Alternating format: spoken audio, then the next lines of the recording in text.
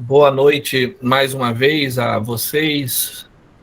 Então, a primeira postagem que vocês viram aí, que eu coloquei ontem, era um texto que é o que eu chamo de conclusão do semestre. É um texto que eu já utilizei ele em outros momentos, recentemente, de 2018 para cá. É um texto bem atualizado do que está acontecendo hoje na Amazônia, mas ele, na verdade, ele é sobre o Brasil, né?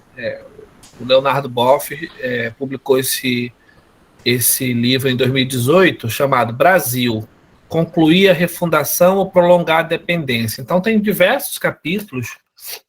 Um dos últimos capítulos desse livro chama-se Aqui a natureza está perpetuamente em festa.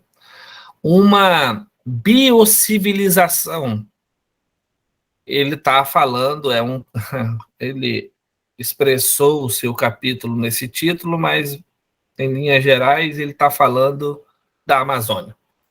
Então é um texto curto, bem curto em relação aos outros que nós já tivemos aí. Ele tem 8 páginas, mas é um texto muito bom, que já inicia com uma citação do Zygmunt Bauman,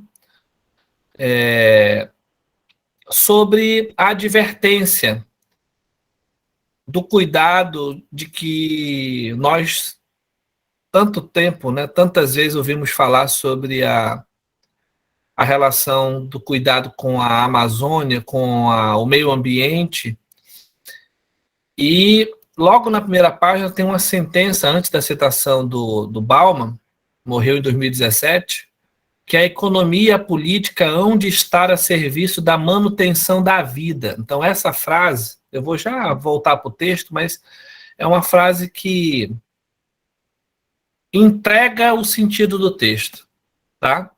Então, eu preciso que vocês vejam essa apresentação, essa abertura de aula, como eu estou colocando na mão de vocês o último texto, um texto relativamente pequeno, de 8 páginas, aqui o livro, né, onde nós vamos trabalhar a nossa Amazônia, refletindo os problemas atuais dela. Nós vamos entender em que contexto o Brasil está para o mundo, em que contexto a Amazônia está para o mundo, quebrar alguns paradigmas e mitos, que nós já temos feito isso, no sentido de achar que a Amazônia, por exemplo, a Amazônia é o pulmão do mundo. Vocês já ouviram falar isso? Mas isso não é verdade. Alguns mitos aqui, algumas projeções acerca da nossa Amazônia, que está todo naquela relação do texto da Terezinha Frasco, de processo de desconstrução da invisibilidade, a invisibilidade da Amazônia, a qual todos nós, enquanto cientistas do saber, precisamos desnudar, desvelar. Então, assim, essa palavrinha inicial que eu estou dando aqui nos primeiros minutos da aula é só para falar da importância desse texto. Nós vamos analisar esse plano atual, os descaminhos em que se encontra o ser humano na região amazônica. Eu acho que a gente começa assim, esse texto, entendendo o que o Leonardo Boff está querendo, ou quase eu falava Leonardo DiCaprio, olha, pelo amor de Deus, entendendo que o Leonardo DiCaprio também é um cara muito preocupado com a região amazônica, né?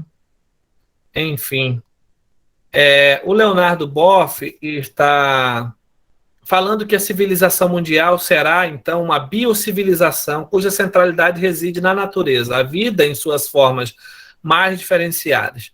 Então, não tem como, a gente acaba de iniciar um texto que precisa ser contextualizado com o ano de 2021. Nós estamos diante de eventos de magnitude mundial, eventos de lideranças de importantes nações do mundo todo. Vocês, inclusive, já veio uma coisa aqui na minha cabeça, porque é assim, eu começo a falar e aí a cabecinha começa a vir as notícias, as coisinhas da cabeça. Tem um documentário com duração de 21 minutos no YouTube. Se vocês quiserem anotar agora, chama-se A História das Coisas. Então, é uma pesquisadora americana que viajou o planeta para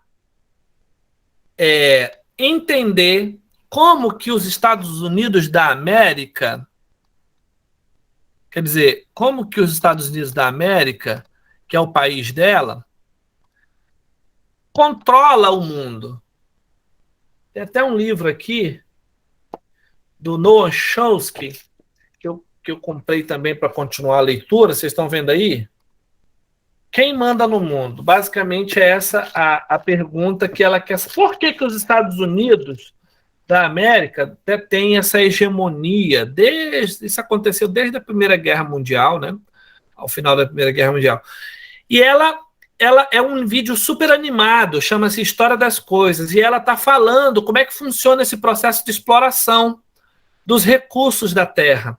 E o modo como o capitalismo deixou ou tornou uma verdadeira selvageria essa sanha pelo dinheiro, pela riqueza. E é bem interessante, gente, vocês assistirem. Então eu lembrei de cara aqui desse texto, contextualizando agora o contexto atual, né? Quer dizer, nós acabamos de ter aí reuniões do G20, reuniões da COP26, se fez representar o Brasil, a sua equipe, o seu presidente, o nosso presidente, a sua equipe, para dialogar ali com as autoridades, os compromissos, protocolos de compromisso para diminuir enfim, toda essa espécie de combustível que é incinerado na nossa terra, né? Ou no nosso ar, ou na nossa água, para salvar o planeta. Então, nós temos aí, enquanto brasileiros, o nosso presidente dizendo, acho que foi manchete aí em todos os jornais, de que a Amazônia não pega fogo porque ela é úmida. Acho que vocês devem ter visto essa notícia. E nós temos, como é que o jornalismo que critica essa fala do presidente, porque tem gente que dá risada, né, diante de uma fala como essa, que a Amazônia não pega fogo porque ela é úmida. Qual é a maneira de eu, enquanto cidadão, que elegi ou não o presidente, saber se o discurso, nós aprendemos na prova, caiu na prova de vocês lá o discurso do Dom Pedro, caiu? Caiu. Então, nós aprendemos, já estamos, pelo menos, orientados a, se não confiar nos discursos das autoridades, mas investigar cada fala, contrastar.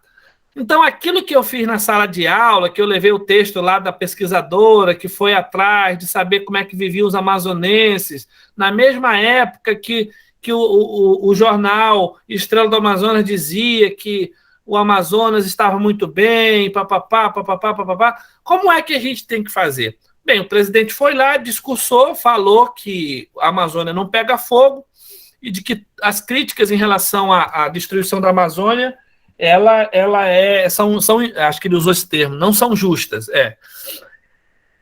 Curiosamente, quem se preze nesse jogo midiático do poder, quem se preze, quem tem sanidade, não entra nesse debate de polarização no sentido de ir atrás de uma ONG, no sentido de ir atrás de um partido político, de algum parlamentar. Não. Porque se eu for atrás dessas fontes, eu vou ter um debate, concordam comigo? Vou ter um debate. Só que, do ponto de vista científico, como é que eu posso apurar se realmente é verdade que a Amazônia não pega fogo? Pasmem vocês, no Instituto Nacional de Pesquisas Espaciais, INPE, que é um órgão do governo, é um órgão que é gerido, gerenciado pelo próprio governo federal. Nós estamos falando de um órgão do governo que publicou os índices mais alarmantes nos últimos 20 anos em relação às queimadas na nossa região e exploração de toda espécie de natureza. Por isso que quando vocês forem ver o texto do trabalho, esse texto aqui, gente, ele dialoga com o outro. Vocês vão ver a Amazônia real.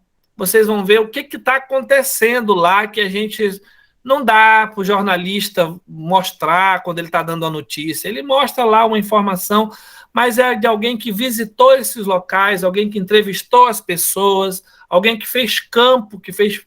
Então, eu só estou dando um exemplo no início da minha aula, porque, aparentemente, há líderes de Estado que entendem que a questão ambiental não é uma questão político-partidária.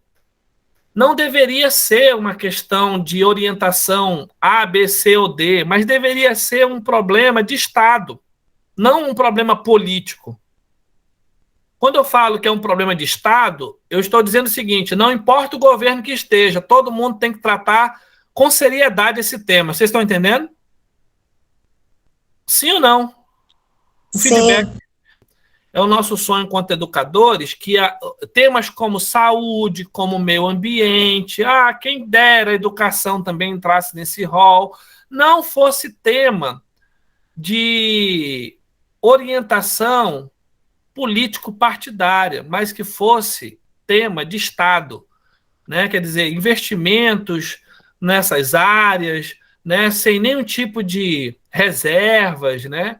Então, vamos ver o que o Zygmunt Bauman falou nessa citação. É preciso levar a sério a advertência do pensador polonês Zygmunt Bauman. Ele falou antes de morrer: devemos nos preocupar para um longo período que será marcado por mais perguntas do que respostas e por mais problemas do que soluções.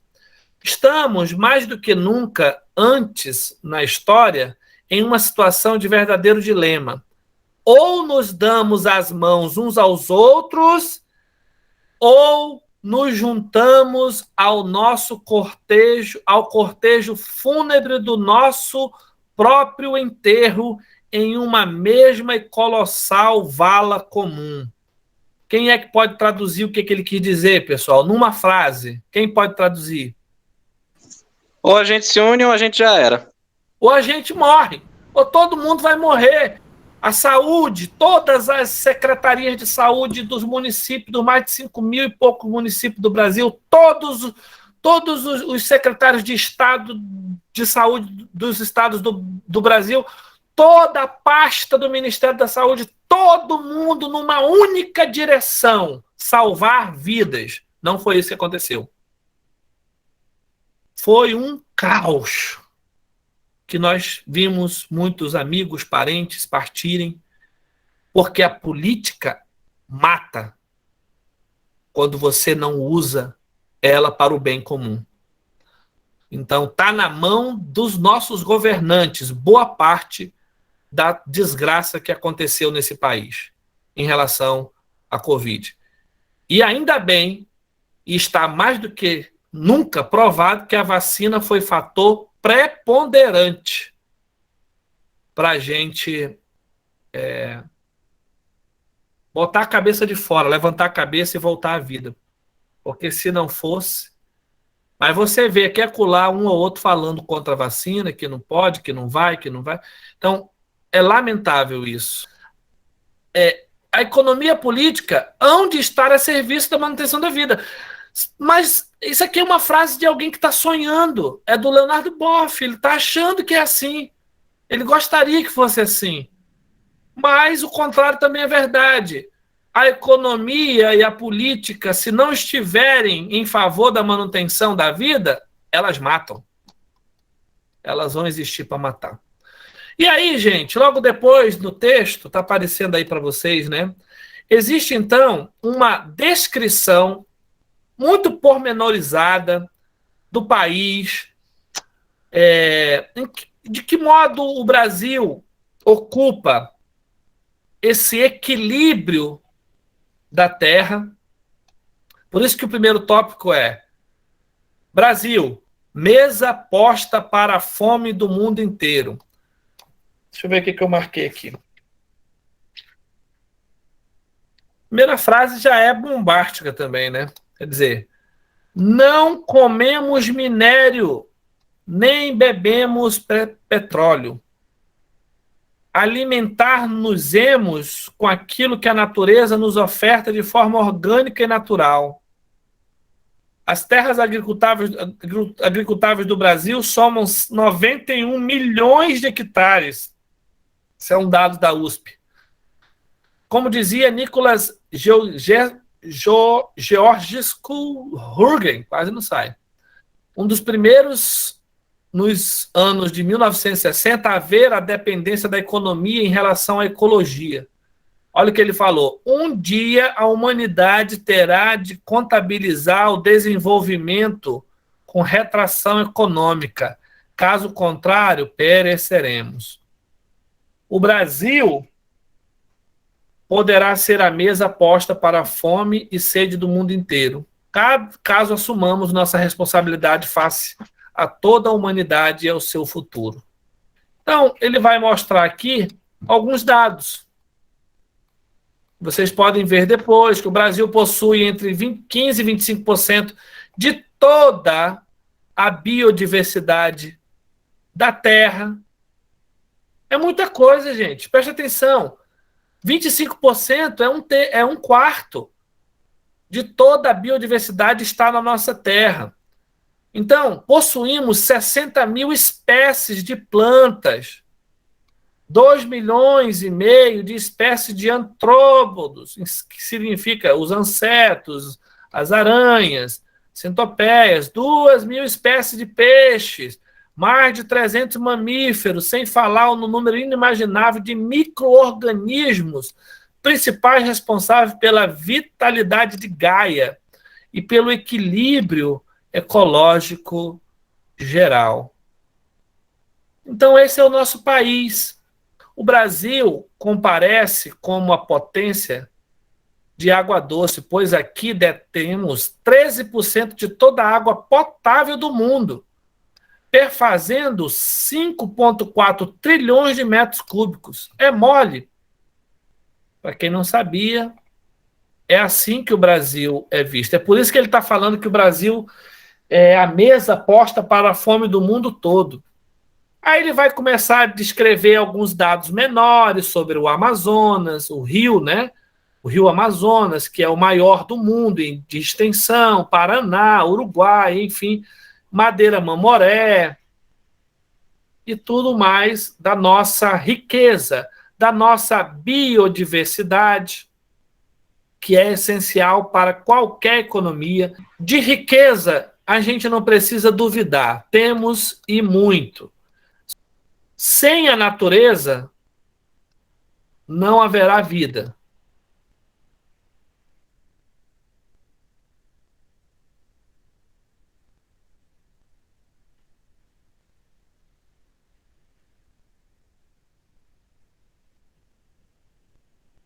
Sem vida, não haverá humanidade. Sem humanidade, não haverá espírito. E sem espírito, não haverá universo. Expressão suprema do espírito. Quer dizer, o nosso Leonardo Boff, ele não tem nenhum constrangimento em revelar a sua espiritualidade, que é um traço próprio da humanidade, ou da condição humana. Agora vamos ler um pouco sobre a Amazônia, que aí eu quero dar uma parada aqui nesse tópico para que a gente possa discutir um pouco mais. O texto, ele começa com esse objetivo: falar do problema do meio ambiente no mundo, beleza. Falar da riqueza e que papel, que protagonismo o Brasil ocupa para o mundo, para, em hipótese alguma, a gente ficar dando vexame, a gente ficar falando besteira, desde os nossos pequeninos filhos até a maior autoridade do país, não pode falar besteira, sabendo quem nós somos e o que nós temos enquanto nação. É muita riqueza, é muita responsabilidade, e eu preciso entender que o planeta Terra é nossa casa comum. Eu não estou numa redoma. O planeta Terra não pode ser destruído e o Brasil ficar tudo bem, obrigado. Ou vice-versa. Logo depois, o texto começa a apontar para os dados mais específicos da nossa região amazônica e o objetivo agora, nesses minutinhos finais da aula, é desfazer... essa palavra mito, para a psicologia, ela tem um sentido muito próprio, né? Vocês sabem que muito do que Freud mesmo desenvolveu enquanto cientista o fez baseado nas ideias dos mitos. Por quê? Porque o mito não está... Nós não temos o mito para discutir se o que está na história do mito é verdade ou mentira, mas sim no que o mito significa. Qual o sentido do mito? Então, quando você fala lá do tal do complexo de Édipo, a discussão sobre o fato de um filho matar o próprio pai para ficar com a mãe, ser ou não ser verdade, essa discussão ela é desnecessária, ela não tem sentido nenhum. Ah, isso aconteceu, foi, quando, eu quero saber. Não importa quando aconteceu, nem se aconteceu, nem se é verdade a história. O que importa é o que ela ensina, entenderam o que eu estou falando? Então, a ideia do mito ela é carregada de sentido e eu vou interpretar o que o Leonardo Boff quis dizer no sentido de ideias equivocadas sobre a região amazônica, que se tornaram mitos. Tem sentido para muita gente, mas é um mito negativo, é um sentido negativo.